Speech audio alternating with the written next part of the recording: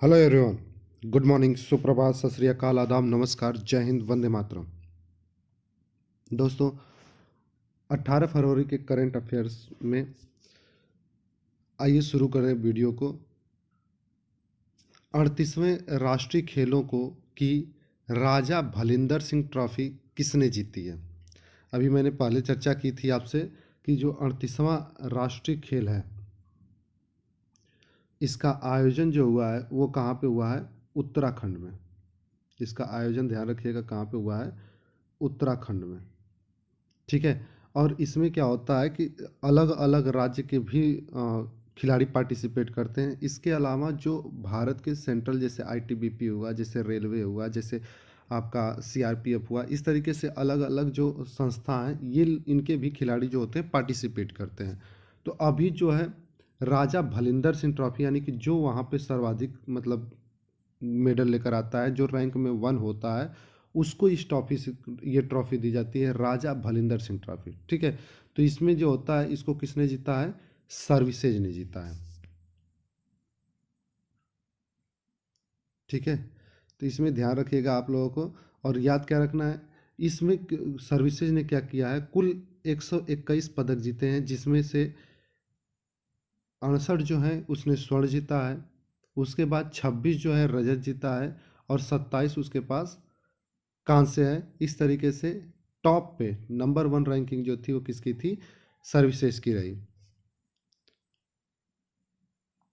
ठीक है। और ये जो सर्विसेज है, इसका अगर हम लोग बात करते हैं तो ये 5वीं बार, 38 बार हो चुका है खेल, जिसमें से 5 बार ये सर्विसेज ही जीती है। ठीक ना। अब अगर हम 38वें खेल की बात करते हैं, राष्ट्रीय खेल की, तो जैसा मैंने बताया होस्ट इसका उत्तराखंड था।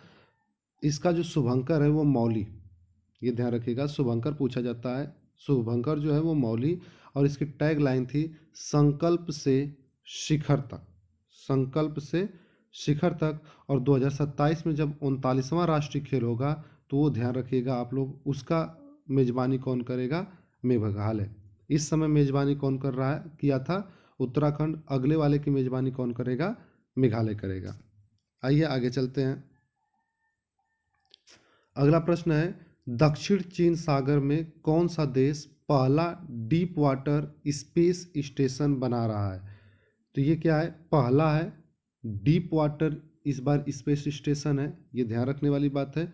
और अगर कभी भी आपसे दक्षिण चीन सागर की बात करता है, तो हमेशा आपको किसका नाम रखना है? चीन का। दक्षिण चीन सागर में पहला डीप वाटर स्पेस स्टेशन कौन बना रहा है? चीन बना रहा है। ठीक है। अगर इसके बारे में हम बात करते हैं तो ये लगभग 2000 मीटर की गहराई पर है। ठीक है। ये स्पेस स्टेशन जो बनाया जा रहा है 2000 मीटर की गहराई पे है, दक्षिण चीन सागर में। ठीक है। और इसके बारे में कुछ कंटेंट यहाँ पे है, आप पीडीएफ से लिख सकते हैं, जिसमें जहाज मेंगजियांग को शामिल किया गया है। ठीक है। इसका लक्ष्य क्या है? पृथ्वी के आवरण तक सबसे पहले पहुंचना, यानी पृथ्वी के को जो गहराई है, जो रिसर्च वगैरह करना है वहाँ पे, वहाँ तक पहुँचने की बात की गई है। यानी स्पेस में जाना तो अलग बात है, ठीक है, वहाँ पे तो सब लोग जा ही रहे हैं। अब ये गहराई में पृथ्वी के भी अंदर जो चीज़ें छुपी हुई हैं, उन रिसर्च के लिए ये किया जा रहा है। ठीक है। अगर हम बात करते हैं इससे पहले, तो यहाँ पे क्या है, अमेरिका और सोवियत संघ के बाद अगर हम बात करते हैं, गहरे समुद्र में अंतरिक्ष स्टेशन बनाने वाला दुनिया का तीसरा देश बन गया है चीन। ठीक है। अभी हालांकि बना नहीं है, इसने मंजूरी दी है। तो अभी तक इससे पहले अमेरिका और सोवियत संघ, ये दोनों जो हैं ऑलरेडी ऐसा स्टेशन बना चुके हैं। तीसरे नंबर पे चीन आता है। अब चीन से रिलेटेड कुछ करंट अफेयर्स की ध्यान रखेगा। अभी हाल ही में क्या था, HMPV जो वायरस था, फुल फॉर्म याद रखिएगा, ह्यूमन मेटान्यूमो वायरस, ये जो था यहाँ पे आया था। ठीक है। उसके बाद चीन ने क्या किया है, दुनिया की सबसे तेज हाई स्पीड ट्रेन प्रोटोटाइप यहाँ पे किया है, जिसका नाम क्या रखा गया है? CR450। ठीक है।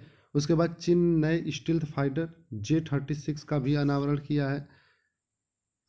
ये क्वेश्चन आपके लिए ज़्यादा इम्पोर्टेंट है। चीन ब्रह्मपुत्र नदी पर दुनिया का सबसे बड़ा बांध बनाने की मंजूरी दे दी है ना। और अब वहाँ का जो एक ब्रांड है शीन, इसको भारत ने बैन किया था, जिससे अब फिर से इसको इससे बैन हटा लिया गया है। चीन ने क्या है, मानव अंतरिक्ष मिशन अपना लॉन्च किया था, शेनझोउ, ये भी याद रखिएगा। पेरिस पैरा ओलंपिक में सर्वाधिक पदक के साथ टॉप पे था। दुनिया का सबसे तेज रोबोट लॉन्च करने वाला देश भी क्या है, चीन ही है। उसके बाद अगर हम बात करते हैं carbon fibre high speed train, इसका भी अनावरण चीन में किया गया है। अंतर्राष्ट्रीय अंतरिक्ष स्टेशन जो है, यहाँ पे सबसे लंबी एकल वॉक करने का रिकॉर्ड चीन के ही अंतरिक्ष यात्री के पास है। और ये याद रखिएगा, अभी हाल ही का है, कृत्रिम सूर्य, ईस्ट। ईस्ट का full form experimental advanced super conducting tokamak. ठीक है, ई से एक्सपेरिमेंटल, ए से एडवांस, एस से सुपर कंडक्टिंग और टी से क्या हो जाएगा, टोकामॉक। ये ईस्ट है। कृत्रिम सूर्य बनाने का काम कौन किया है, चीन ने किया है। अगला प्रश्न देखिए, हाल ही में राजस्थान की फाय सागर झील का नाम बदलकर क्या रखा गया है। तो अभी हाल ही में क्या है, फाय सागर झील जो थी वहाँ पे, उसका नाम बदल के क्या कर दिया गया है, वरुण सागर। फाय सागर झील का नाम बदल के क्या किया गया है, वरुण सागर झील कर दिया गया है। ठीक है, इस यहाँ पे एक्चुअली दो नाम बदले गए हैं। क्वेश्चन मैं एक ही लिया ताकि इससे दोनों को कर सकूं। तो वरुण सागर किसका नाम हो गया है, फाय सागर झील का। दूसरे नंबर पे याद रखिएगा आपका जो किंग एडवर्ड मेमोरियल भवन था, किंग एडवर्ड मेमोरियल भवन, इसका नाम बदल के महर्षि दयानंद विश्रांत गृह कर दिया गया है। किंग एडवर्ड मेमोरियल भवन का नाम बदल के अब क्या कर दिया गया है, इसका नाम बदल के अब आपका महर्षि दयानंद विश्रांत गृह कर दिया गया है। ठीक है, आइए आगे देखते हैं कुछ जो नाम बदले गए हैं। HJT 36 जेट ट्रेनर का नाम बदल के यशस कर दिया गया है। सुल्तानगंज रेलवे स्टेशन का नाम बदल के अजगैबीनाथ धाम कर दिया गया है। ट्रेन 18 का नाम बदल के वंदे भारत एक्सप्रेस किया गया है। अयोध्या एयरपोर्ट का जो नाम है उसको क्या रखा गया है, महर्षि वाल्मीकि। यस 400 का नाम सुदर्शन। पोर्ट ब्लेयर का नाम बदल के श्री विजय पुरम कर दिया गया है। पुरानी संसद भवन का नाम क्या दिया गया है, संविधान सदन। सौराष्ट्र क्रिकेट स्टेडियम का नाम बदल के निरंजन शाह स्टेडियम कर दिया गया है। अहमदनगर का नाम बदल के अहिल्याबाई नगर कर दिया गया है। मोपला इंटरनेशनल एयरपोर्ट का नाम बदल के मनोहर पर्रिकर एयरपोर्ट कर दिया गया है। हैरिस पार्क जो ऑस्ट्रेलिया में है, इसका नाम दिया गया है लिटिल इंडिया। ऑस्ट्रेलिया में हैरिस पार्क है जिसका नाम लिटिल इंडिया। सराय काले खान चौक को बिरसा मुंडा चौक कर दिया गया है। रामनगर जिले का जो नाम है उसको बेंगलुरु दक्षिण कर दिया गया है। काकसर ब्रिज लद्दाख में जो है, इसको नाम दिया गया है अब कैप्टन अमित भारद्वाज सेतु। काकसर ब्रिज का नाम कैप्टन अमित भारद्वाज सेतु कर दिया गया है। ठीक है, अगला प्रश्न है, IPL 2025 के लिए RCB रॉयल चैलेंजर्स बेंगलुरु का कप्तान किसे बनाया गया है। अगर हम RCB की बात करते हैं तो पुरुषों में तो नहीं, लेकिन पिछले वर्ष महिलाओं में यानी WPL में जो विजेता थी वो RCB ही थी। ठीक है, अभी WPL स्टार्ट हो चुका है तो उसमें जो विजेता होगा वो आपको बता दिया जाएगा। आइए यहाँ पे देखते हैं किसको किया गया है। तो अगर हम बात करें ऋषभ पंत का, तो IPL इतिहास के सबसे महंगे खिलाड़ी हैं। दूसरे महंगे खिलाड़ी की बात करते हैं तो श्रेयस अय्यर हैं, जो कि इसी साल दोनों लोग हुए हैं। अगर हम रोहित शर्मा की बात करते हैं तो भारत अभी हाल ही में T20 विश्व कप जीता है, जिसके अगर हम बात करते हैं कप्तान कौन थे, तो वो थे रोहित शर्मा। ठीक ना, और इस प्रश्न का आंसर क्या होगा, RCB के नए कप्तान कौन बनाए गए हैं, रजत पाटीदार।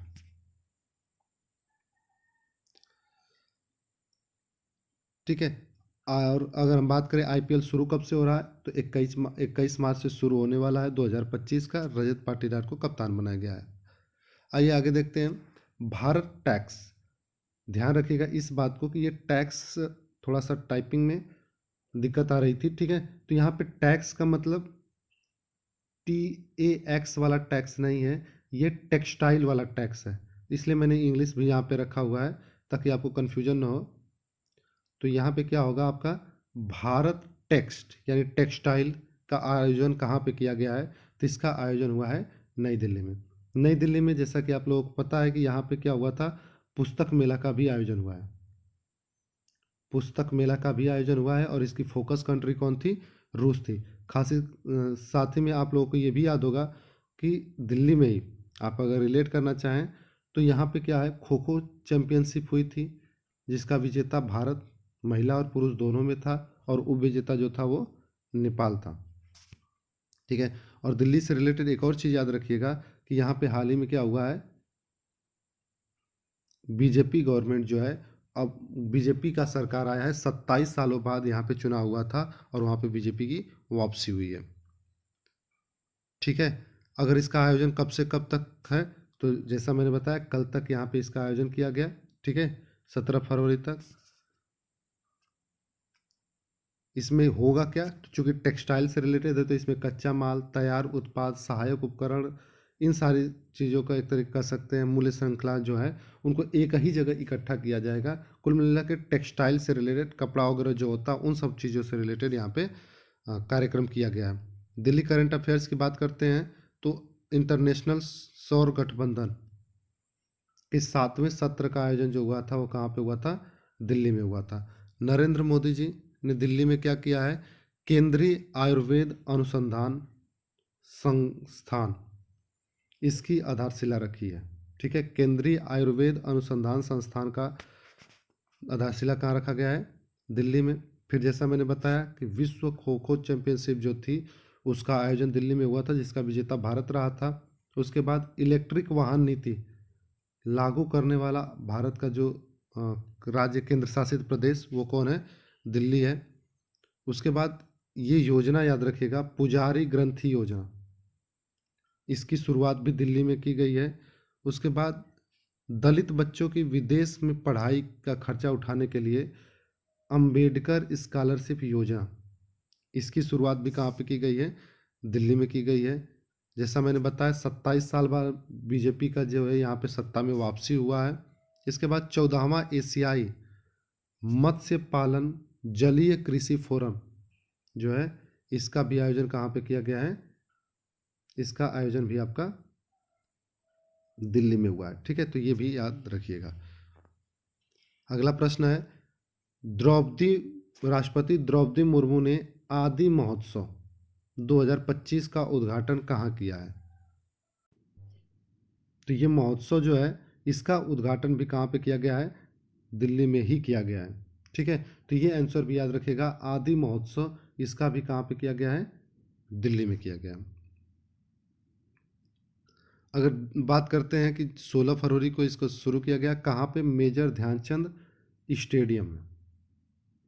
ठीक है ना, इसकी शुरुआत की गई है। और इसमें क्या है, यह महोत्सव जनजाति जो समुदाय है उसकी उद्यमिता, हस्तशिल्प, संस्कृति, खान पान और उसका वाणिज्यिक जो भी जनजीवन है उसके बारे में यहाँ पे बातें की जाएंगी, उसकी चर्चा पर चर्चा की जाएगी, उसमें सुधार की क्या गुंजाइश है उसके ऊपर भी चर्चा किया जाएगा, उसके विकास में। अगला प्रश्न है, ब्लूमबर्ग की एशिया के 10 सबसे अमीर परिवारों की सूची में शीर्ष पर कौन है, तो ये संस्था का नाम याद रखिएगा, ब्लूमबर्ग। इसने जो है सबसे अमीर परिवार की लिस्ट जारी की है जिसमें भारत एशिया के 10 सबसे अमीर परिवारों में शीर्ष पे जो है वो कौन है, अंबानी परिवार आते हैं। ये पूरे एशिया की बात किया जा रहा है, सिर्फ भारत का नहीं। अंबानी परिवार जो है पूरे एशिया में शीर्ष नंबर पे यहाँ पे आते हैं। ठीक है, अगर इनकी नेटवर्थ की बात करते हैं इनके परिवार का, तो 90.5 बिलियन डॉलर है। ध्यान रखिएगा, रुपए की बात नहीं है, डॉलर है। दूसरे नंबर पे थाईलैंड के आते हैं चेरावनान परिवार, इनके पास कुल नेटवर्थ 42.6 यानी आधे से भी कम है। ठीक है, ये इनका है।